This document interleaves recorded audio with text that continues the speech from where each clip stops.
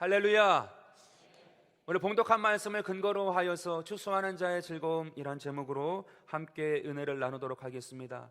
이스라엘 3대 절기 중 무교절과 칠칠절은 보리와 밀의 추수로서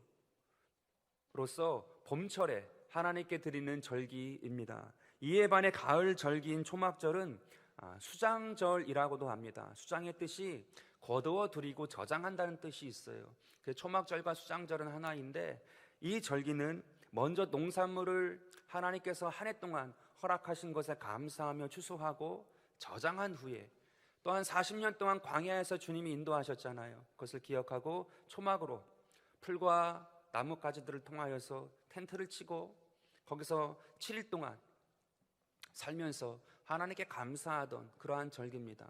그래서 이 절기는 한 해 동안 함께 하신 하나님을 기억하고, 아니 일생 동안 함께 하신 하나님을 항상 그 절기에 감사하고 또 하나님께 영광 돌리는 그러한 절기가 초막절, 수장절이었습니다. 그래서 이 절기는 오늘날 우리가 지키고 있는 이 추수감사절을 유추할 수 있게 합니다. 추수감사절의 의미가 무엇이냐? 추수감사절의 의미는 감사를 잊지 않는다는 거예요. 일생 가운데 일평생 그 삶에 하나님이 함께 하신 것을 결단코 잊지 않겠다, 감사하겠다, 이 감사를 잊지 않겠다, 그러한 마음의 각오를 하고 이 추수감사절을 맞이한 것입니다. 오늘 우리의 삶에 그러한 마음의 기쁨을 가지고 감사를 가지고 항상 주님께 감사함으로 하나님과 교통하고 믿음으로 승리하는 저와 여러분 되길 간절히 바라겠습니다. 환경은 바뀌어요. 환경은 항상 쉽지 않고 녹록하지 않습니다. 그럼에도 우리의 삶의 중심에 감사하는 마음을 가지고 믿음으로 나아가는 거죠. 그럴 때 하나님께서 새롭게 하시고 또 시작할 수 있게 하시고, 아니 하나님께서 허락하신 것에 작은 것이라 할지라도 감사할 때에 하나님이 그 삶을 통하여 영광 받으시고 채워주시는 줄로 믿습니다. 오늘 우리의 삶에 그 은혜를 넘치게 얻는 귀한 저와 여러분 되길 주 예수 이름으로 축원드립니다. 그렇다면 추수감사절을 맞이하는 추수하는 자의 즐거움은 무엇일까? 오늘 우리가 추수하는 자잖아요. 추수하는 자의 즐거움은 첫 번째로 넉넉함으로 만족하게 됩니다. 추수의 기쁨은 넉넉함에서 오죠. 많으니까 얼마나 넉넉합니까? 넉넉함은 우리에게 기쁨을 줘요. 근데 이 넉넉함은 어디서 올까요? 많이 갖고 있기 때문에 오는 걸까요? 물론 거기서도 옵니다. 그러나 그것보다 내 노력과 내 수고 이상으로 얻었을 때, 받았을 때에 우리의 마음에 느끼는 거죠. 넉넉하다. 내 수고와 내 노력이 있었음에도 불구하고 그것을 뛰어넘는 하나님의 은혜가 더 커서 하나님께서 내 삶에 함께 하셨구나, 감사하구나, 넉넉함을 그때 느끼게 되는 것입니다. 오늘 본문 말씀 신명기 16장 13절에 이렇게 말합니다. 너희 타작마당과 포도주 틀에 소출을 거두어 들인 후에 이래 동안 초막절을 지킬 것이요. 이래 동안 지키는 초막절은 아무 일도 할 수 없는 기간이에요. 이래는 7일을 말합니다. 7일 동안 아무 일도 할 수 없는 기간, 하나님께 감사하고 하나님을 기억하는 기간이에요. 따라서 추수한 것이 없다면 결단코 초막절을, 이 수장절을 지킬 수가 없어요. 따라서 초막절을 지킨다는 것은 하나님께서 반드시 풍성하게 하겠다는 그 전제가 깔려 있는 겁니다. 초막절을 지켜라 라고, 수장절을 지켜라 라고 말씀하신 그 말씀에는 내가 너를 풍성하게 할 거다, 넉넉하게 할 테니 걱정하지 말고 그 절기를 지켜라. 하나님의 그러한 약속이 이미 전제로 깔려 있는 것입니다. 그래서 넉넉함으로 만족하게 하시는 은혜가 우리 삶에 있음을 오늘 주님께서 이야기하세요. 여러분, 구약의 요엘 선지자도 그것을 이야기합니다. 2장 23절입니다. 시온의 자녀들아, 너희는 너희 하나님 야훼로 말미암아 기뻐하며 즐거워할지어다. 그가 너희를 위하여 비를 내리시되 이른 비를 너희에게 적당하게 주시리니 이른 비와 늦은 비가 예전과 같을 것이라. 하나님께서 모든 것을 알맞게 주시겠다고 말씀하고 있어요. 이 요엘 선지자가 살던 그 시절은 녹록하지 않은 시절입니다. 풍파가 많은 시절이었어요. 사회적으로 주변의 모든 강대국이 공격하는 그러한 시대였습니다. 그럼에도 하나님께서 늦은 비와 이른 비 알맞게 허락하셔서 그 모든 것을 이룰 수 있게 하신다는 거예요. 그러므로 우리는 언제나 주님으로 인해 넉넉함으로 만족할 수 있게 하신다는 거예요. 그것을 미리 감사하고 그것을 주님께 영광 돌리고 그것을 기억함으로 그 시절을, 그 기간을 이겨라 라고 이야기하고 계세요. 또한 주님은 언제나 넉넉함으로 우리를 만족하게 하시는 분이십니다. 고린도후서 9장 8절인데요, 하나님이 능히 모든 은혜를 너희에게 넘치게 하시나니 이는 너희로 모든 일에 항상 모든 것이 넉넉하여 모든 착한 일을 넘치게 하게 하려 하심이라. 계속하여서 3번이나 넘치게 하시겠대요. 넉넉하게 하시겠대요. 그러므로 두려워하지 말래요. 잠시 잠깐의 어려움과 잠시 잠깐의 아픔이래요. 하나님이 보실 때 그렇대요.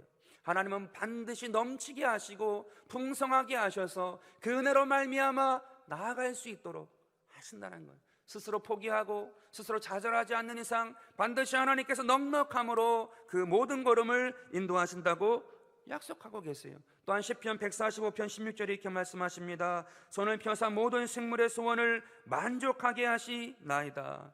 하나님은 조금도 모자라신 분이 아니시래요. 생명의 모든 소원을 만족하게 하신대요. 모든 생명의 소원이 얼마나 많습니까? 70억이라고 얘기해요. 또한 살아있는 모든 동물들이 있어요. 호흡하고 기생하는 것들이 있습니다. 그 모든 소원들을 충분히 만족하게 하고도 남으시는 분, 그 하나님이 계시대요. 조금도 모자라지 않으시대요. 오늘 그 주님의 나의 주님, 내가 그 주님 안에 있다는 거죠. 그 주님과 함께 오늘을 살고 내일을 살고 믿음으로 나아가는 저와 여러분이 되라고 오늘 말씀 가운데 기록하고 있습니다. 이 말씀을 기억하고 믿음으로 승리하는 귀한 대전순복음교회 모든 성도 되길 주 예수 이름으로 축원드립니다. 제가 초등학교 6학년 때 집에 조그만 마당에 있는 텃밭이 조그맣게 있었습니다. 어느 날인가 아버님이 묘목을 하나 가져오셨어요. 대추나무였습니다. 한 중간쯤, 아주 작은 건 아니었고 한 제 키만큼 되는 대추나무, 그걸 가져왔는데 참 보잘것이 없더라고요. 잎사귀는 크게 되면 좀 많이 이렇게 맺히잖아요, 조그맣게. 그런데 이 가져온 묘목은 잎사귀가 없는 그러한 묘목이었습니다. 근데 가져오자 심고서는 아버님이 약재 달인 것도 있으면 갖다가 거름도 주고 물도 주고 정성을 다 하셨어요. 근데 그 해에 맺히지 않더라고요. 물론 키도 작았습니다. 그 다음 해에도 맺히지 않았어요. 그 다음 해에도 약간 맺힐 줄 알았는데 맺히지 않더라고요. 그리고는 4년째가 되는데 그때부터 알이 맺히는 거예요. 근데 쬐까맣게 맺혔는데 띄어서 먹으니까 얼마나 맛있는지. 근데 그게 매년마다 이제 점점 자라면서 알이 굵어지고, 여기 사과도 있고 배도 있고 여기 뭐 귤도 있고, 이 포도알이 굉장히 큰데요, 이 포도알보다 조금 더 컸던 것 같아요. 정말로 컸거든요. 알이 굵었습니다. 맛이 얼마나 단지 제가 대학교 들어간 다음에, 신학교 들어간 다음에 그걸 따가지고 과애들한테 나눠줬어요. 한번 먹어보라고. 야, 세상에 이렇게 맛있는 대추가 어딨냐고 그런 칭찬을 받았던 기억이 있어요. 얼마나 맛있는지 그 대추가. 몇 해 후에 이사를 가게 됐습니다. 근데 제가 이사 갈 때 너무 상심이 되는 거예요. 왜냐하면 대추 맛을 내년부터 못 보는 거예요. 정말로 그랬어요. 너무나도 좀 이게 좀 서글프더라고요. 이제 저 대추 잎사귀가 많이 피고 열매까지 막 탐스럽게 열리는 저 나무를 이제 볼 수 없구나. 처음 가져왔을 때에 참 보잘것이 없었어요. 그리고 1년, 2년, 3년 아무것도 맺히지 않고 겨울이 되면 잎사귀가 다 떨어지면 그렇게 흉물스러웠어요, 오히려. 그런데 열매가 맺히는 때가 되고 하나님께서 거기에 과실을 허락하시니까 넉넉하여 만족해 하는 그 기쁨이 있더라고요. 정말 이사가기 싫을 정도로 그 나무에 그 기쁨이 있었어요. 오늘 저와 여러분의 삶이 딴 게 아니에요. 이 넉넉하여 만족하는 마음, 그 만족하는 마음을 갖고 있으면 하나님께서 반드시 그 때에, 하나님의 정하신 때에 하나님의 그 귀한 것으로 만나게 하시고 탐스럽게 하세요. 오늘 그것을 기억하고 우리의 삶에 추수감사절을 맞이하는 우리의 삶에 그 풍성한 넉넉함과 만족함으로 승리하길 간절히 바라겠습니다. 성경 말씀 가운데서도 이 넉넉한 만족함이 없으면 하나님께서 싫어하세요. 한 달한테 받았던 사람이 있지 않습니까? 그가 주인이 왔을 때 그냥 한 달한테 그냥 내놓은 거예요. 그러면서 하는 말이 당신은 굳은 사람이라 두려워하여 감추어 두었나이다, 이렇게 얘기합니다. 현대인의 성경을 보면 굳은 사람이다 라는 뜻이 당신은 지독하다, 지독한 사람이다 라는 뜻으로 번역되어 있어요. 당신이 지독한 사람이기에 내가 두려워하여 감추어 두었다가 그 한 달란트를 다시 드립니다, 그 얘기거든요. 근데 사실은 이 한 달란트를 받았던 사람은 만족한 마음이 없었어요. 5달란트, 2달란트 받았던 사람에 비해 자기는 너무나도 보잘것없다, 만족할 수 없다라고 생각한 것입니다. 그러나 2달란트 받았던 사람은 그러한 마음 갖지 않아요. 5달란트보다 분명히 3달란트나 모자란 달란트를 받았지만 기쁨으로 만족함으로 받고 나가서 장사를 내요. 그리고 2배를 남겨요. 그래서 주님께 잘하였도다 착하고 충성된 종아, 내가 작은 일에 충성하였음에 내가 많은 것으로 내게 맡기리니 내 주인의 즐거움에 참여할지어다. 주님이 축복하십니다. 만족한 넉넉한 마음에 주님이 축복을 하세요. 근데 이 1달란트 받았던 사람은 그 마음이 없죠. 그랬을 때 주님이 게으르고 악한 종이라고 이야기하세요. 중요한 것이 무엇입니까? 받은 개수가 아니에요. 그 마음에 넉넉함이 있느냐, 만족함이 있느냐. 오늘날 그 1달란트 많이 환산해 보았지 않습니까? 수조래요. 수조. 하나님이 주신 것에 넉넉함으로 감사함으로 받으면 하나님께서 거기에 반드시 복을 주시는 것입니다. 오늘 저와 여러분의 삶에 그 주님을 기억하시고 하루하루 살아갈 때에 그 넉넉한 만족함을 가지고 나아갈 때에 그 삶에 생명이 있고 소망이 있고 하나님의 은혜가 임하는 줄로 믿습니다. 그러한 은혜와 축복을 누리는 저희 모든 대전순복음교회 모든 성도가 되길 주 예수 이름으로 축원드립니다. 그것이 추수하는 자의 즐거움이에요. 두 번째 추수하는 자의 즐거움은 무엇인가? 영혼의 즐거움이 있다는 것입니다. 추수하는 자의 즐거움은 많은 소출을 얻는 데 있지 않습니까? 이건 1차적인 목적이에요. 많은 소출을 얻을 때 그 추수하는 자는 즐거워합니다. 여러분, 많은 소출은 어떻게 얻습니까? 농부의 땀과 헌신이 있어요. 또 그와 함께 씨앗이 잘 죽어야 돼요. 씨앗이 안 죽으면 안 돼요. 씨앗이 잘 죽어야 많은 생명으로 소출을 내는 거잖아요. 물론 하나님께서 모든 것을 다 운행하시고, 농부의 땀과 헌신, 이 씨앗이 잘 죽었을 때에 많은 소출이 일어나게 됩니다. 여러분, 여기서 우리가 하나 알 게 있어요. 주님은 이런 추수의 즐거움, 소출을 많이 얻는 즐거움과 함께 오늘 본문 말씀에 영혼의 즐거움까지 얻으라고 이야기하세요. 신명기 16장 14절과 15절입니다. 절기를 지킬 때에는 너와 내 자녀와 노비와 내 성중에 거주하는 레위인과 객과 고아와 과부가 함께 즐거워하되 내 하나님 야훼께서 택하신 곳에서 너는 이래 동안 내 하나님 야훼 앞에서 절기를 지키고 내 하나님 야훼께서 내 모든 소출과 내 손으로 행한 모든 일에 복 주실 것이니 너는 온전히 즐거워할지니라. 여기서 5명의 사람들을 말합니다. 노비와 레위인과 객과 고아와 과부. 이 사람들은 소외계층이에요. 도와야 하는 이들이죠. 따라서 이들과 함께 즐기려면 내 것을 나누어 줘야 돼요. 그리고 내가 그들을 배려해야 하는 수고를 필연적으로 해야 합니다. 그 수고를 해야 돼요. 내 것도 나누어 줘야 되고 그들을 배려해야 하는 그 수고가 따르는 거예요. 근데 주님께서는 그 수고로움을 계산하지 말고 그 수고로움을 생각하지 말고 너와 내 자녀까지 함께 그 5 소외된 계층과 함께 즐기라고 얘기하고 계세요. 그들과 함께 즐기는 것은 내 것을 나눠야 돼요. 또한 배려하는 수고를 해야 돼요. 그것이 필요하다는 것입니다. 근데 그것을 계산하지 말래요. 그것을 따지지 말래요.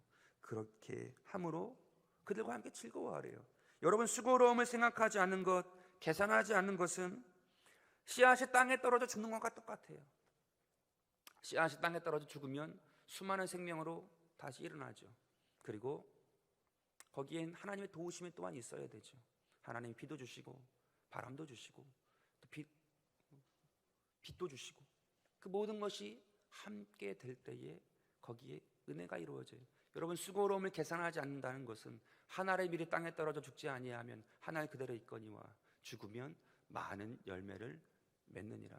여러분, 추수의 즐거움은 영혼의 즐거움으로 가는데 그 수고로움을 계산하지 않고 생각하지 않고 거기에 나아갈 때 이 추수의 똑같은 법칙과 함께 영혼의 즐거움도 누릴 수 있대. 그 수고로움이 있을 때에 모든 이가 함께 즐거워한다고 이야기를 하세요.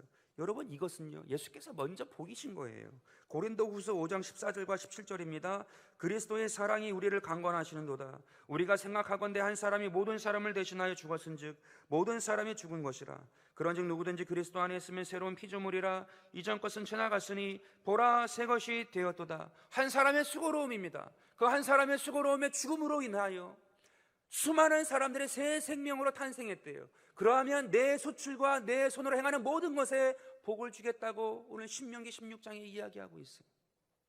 내 모든 소출과 내 손으로 하는 모든 것이 이러한 은혜의 법칙에 따를 때 내가 더하여 주겠다고 이야기합니다. 또한 빌레몬서 1장 7절에도 이렇게 말합니다. 형제여 성도들의 마음이 너로 말미암아 평안함을 얻었으니 내가 너의 사랑으로 많은 기쁨과 위로를 받았노라. 사도 바울이 빌레몬이라는 제자에게 보낸 편지예요. 그 빌레몬이 얼마나 훌륭한 사람이었든지 그 한 사람으로 말미암아 성도들의 마음이 너로 말미암아 평안을 얻었대요. 그리고 기쁨과 위로를 받았대요. 그래서 그것을 칭찬하기 위하여 그 한 사람의 수고로움으로 그 모든 성도들이, 모든 교회가 기쁨과 평안을 얻었다고 칭찬한다고 사도 바울이 그 서신을 보낸 거죠. 여러분, 수고로움을 감당하는 자는 사명 완수의 영혼의 즐거움을 누려요.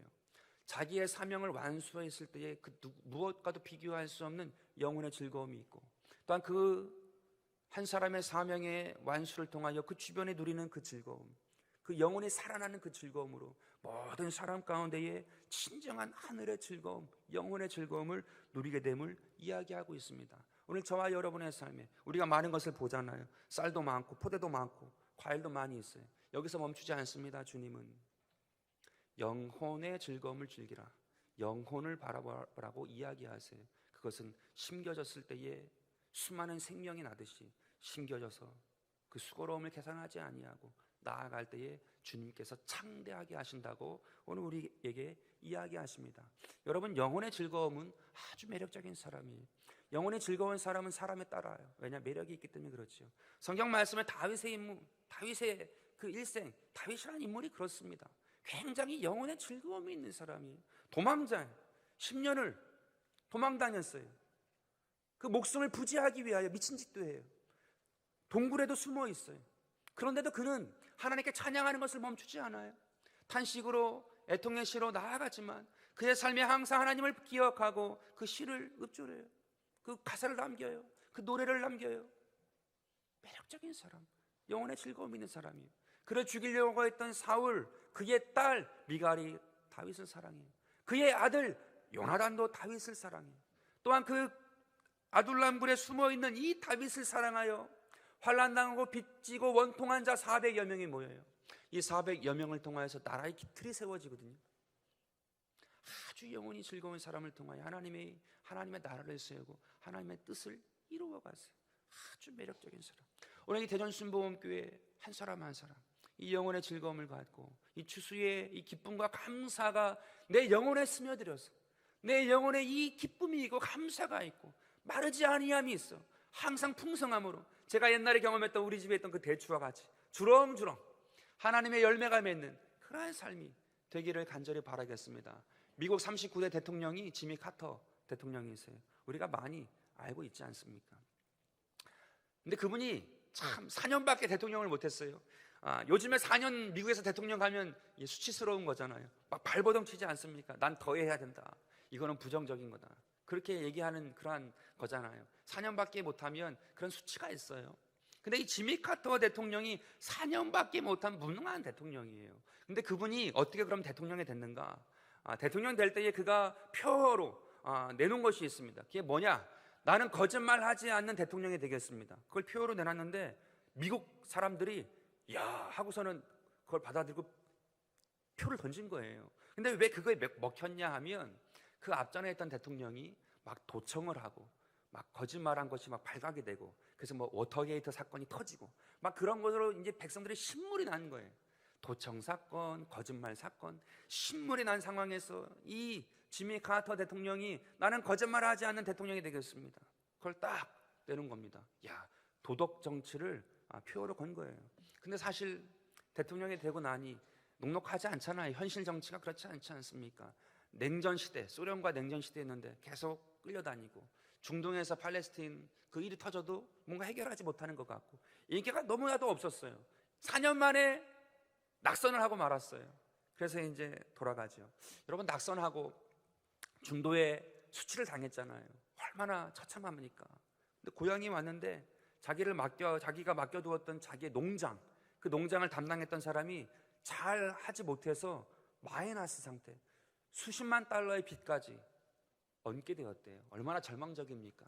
사람들은 가장 무능한 대통령 중에, 미국 대통령 중에 가장 무능한 사람이다라고 막 조롱하고 자기는 빚쟁이가 돼 있고 남는 게 없어요. 수고를 했는데. 근데 그리고 대통령이었기에 출판을 그래도 이어가고 연설을 이어가서 간간히 그 빚들을 갚고 그것을 해결해 나갔답니다. 근데 그 와중에 참 중요한 거죠. 하나를 만납니다. 한 가지 일을. 그게 뭐냐? 사랑의 집짓기, 헤비타트 운동이라는 그 운동을 경험하게 돼요. 그래서 이제 자기는 아무것도 아닌 사람이지만 그것을 같이 하면서 집을 져주기 시작한 거죠. 제가 한번 자료를 찾아봤더니 전 세계에 있는 그 사랑의 집짓기를 통해서 지어진 집이 680만 채래요. 어마어마한 숫자죠. 680만 채. 680만 채를 아프리카라든지 제3세계에 지어줬다고 합니다. 우리나라에도 있는데 해외 나가서도 짓고 우리나라에서도 짓고 저기 뭐 외지에 짓고 막 그렇게 한다라는 거예요. 근데 중요한 것이 뭐냐면 이분이 예수 믿는 사람이 지미 카터 대통령이 이 마음에 삶의 의미를 찾는 거죠. 영혼의 즐거움을 가지고 나아갔더니 그것을 경험했고 그것을 통해서 많은 유익을 남긴 거예요. 그래서 그가 가지고 있던 별명이 바뀌었어요. 그가 평생 짊어져야 되는 그 무능이라는 어깨에 짐이 있었는데 그것이 어떻게 바뀌었는가? 무능의 상징에서 평화의 사절로. 글쓴이들이 그의 타이틀을 이렇게 바꿔놨습니다. 무능의 상징에서 평화의 사절로. 어떻게? 영혼의 즐거움이 매력적인 사람으로 그가 가지고 있는 그 재능, 그 달란트대로 정말 사용했을 때 가장 아름다운 평화의 사절이라 이름 받는 그러한 사람으로 쓰임받게 되었어요. 뭐 북한도 가고 김일성도 만나고 그러지 않았습니까? 예전에. 오늘 우리도 마찬가지입니다. 영혼의 즐거움이에요. 그것을 잃지 않는 거예요. 주님 앞에서만이 영혼의 즐거움이 있죠. 그 주님으로 말미암아 그 영혼의 즐거움을 가지고 오늘을 살고 내일을 살고 우리의 과거 가운데 아픔이 있습니까? 슬픔이 있습니까? 예수님 보혈로 덮고 주님 다시금 회복해 달라고 믿음으로 나아가면 하나님께서 그 풍성함으로 역사하여 주시는 줄로 믿습니다. 이 은혜를 경험하는 것이 추수하는 자의 즐거움이에요. 세 번째로 추수하는 즐거움은 무엇인가? 모든 것이 합력하여 선이 되는 것을 이야기합니다. 추수하는 자의 기쁨, 이것은 17절에 이렇게 말합니다. 각 사람이 내 하나님 야훼께서 주신 복을 따라 그 힘대로 드릴지니라. 하나님이 주신 것을 감사함으로 받을 줄 아는 사람, 하나님이 주신 것인 줄 알아요. 하나님을 알지 못하면 자기 삶에 풍성함이 있어도 자기 힘대로, 자기 방법대로, 자기 노력 때문에 얻은 것으로 생각합니다. 물론 그것도 있을 수 있죠. 그러나 내 삶에 100원이라도 1000원이라도 10,000원이라도 내가 누군가의 손길을 통하여 먹는 것이 있다면, 오늘 교회에서 떡을 나눠주어요. 우리 권사님들이 준비를 하셨어요. 그거 우리가 받아서 먹고 또 우리가 받았다라는 그 자체는 하나님께서 주신 그 은혜가 있는 거예요. 하나님께서 우리 삶에 함께 하시는 그 감사가 있는 거예요. 그것을 감사함으로 받고 또한 그것을 깨달아 알아 하나님께 기쁨으로 찬원하는 마음으로 힘대로 드리는 그러한 마음이 되면 하나님께서 그 모든 것이 합력하여 선이 되게 하는 그 복 가운데에 있게 한다고 오늘 약속하세요. 이게 영적인 선순환이죠. 그리고 이것이 영적인 철이든 거 아닙니까? 어른이 어떻게 돼요? 어린아이에서 어린아이가 성인이 어떻게 됩니까? 나이 먹으면 20살 되면 성인식 하면 되는 건가요? 아니에요. 철이 드는 거거든요.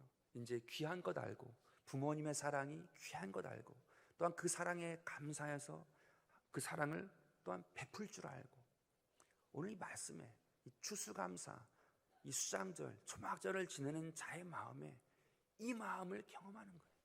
영적인 철이 드는 거예요. 하나님이 주신 것 감사할 줄 알고 이제 보답할 줄 알고 그러므로 하나님께 영광 돌리는 삶이 되라. 그것이 모든 것이 합력하여 선이 된다고 얘기하세요.